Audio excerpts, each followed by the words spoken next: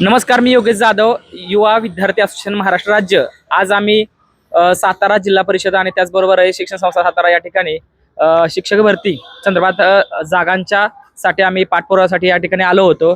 तर सांगताना खूप दुःख आणि वेदना होत आहेत, कारण आज जिल्हा परिषद शाळेमध्ये माध्यमिकमध्ये गेला असताना या ठिकाणी आम्हाला समजते की जागांच्या संदर्भात थोडीशी संदिग्धता आहे आणि जागा खूप प्रमाणात कमी येत आहेत। आणि त्याचबरोबर सातारा जिल्ह्यामध्ये झिडपीच्या जागा तर आत्ता या ठिकाणी अवेलेबलच नाही। प्रत्येक जिल्ह्यामध्ये तालुक्यातील प्रत्येक ठिकाणी अतिरिक्त शिक्षक होताना दिसत आहेत। त्याचबरोबर रैक्षणिक संस्थेमध्ये आम्ही या ठिकाणी आल्यानंतर सुद्धा तीच अवस्था आम्हाला पाहायला मिळते।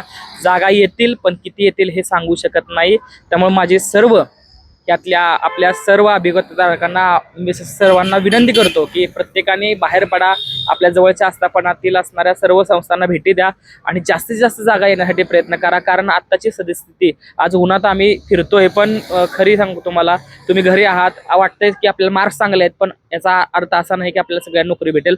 कारण आम्हाला सुद्धा मार्क्स चांगले आहेत, पण आज परिस्थिती अशी आहे की जर जागाच आल्या नाहीत तर आपल्याला प्रत्येकाला नोकरी मिळेल का नाही शासंका आहे। तेव्हा प्रत्येकाला विनंती करतो की प्रत्येकाने आपापल्या परिसरातील आपल्या मित्रमंडळींना घेऊन वेगवेगळ्या आस्थापनांना भेटी द्या, जास्तीत जास्त जागा येण्यासाठी प्रयत्न करा।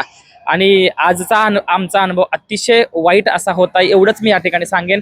त्यामुळे कुणीही कुठल्याही बातम्यांवर विश्वास ठेवू नका। आम्ही स्वतः ऑन फील्ड ग्राउंडवरती काम करून तुम्हाला सांगण्याचा प्रयत्न करतोय। जागा येतीलही, नाही असा भाग नाही, पण त्या किंचितही कमी प्रमाणात येतील एवढंच मी या ठिकाणी सांगतोय। तर माझ्यासोबत आलेल्या सर्व अभियंत्यांचा मी धन्यवाद मानतो की अशा उन्हाच्या कडाक्यामध्ये सुद्धा शिक्षक भरतीसाठी आम्ही युवा विद्यार्थी असोसिएशनच्या माध्यमातून लढतोय, पाठपुरावा करतोय। तुम्हीही बाहेर पडा, तुम्हीही लढा, हक्काच्या नोकरीसाठी सगळ्यांनी आपण एकत्र येऊन काम करूयात। धन्यवाद। जय हिंद, जय महाराष्ट्र।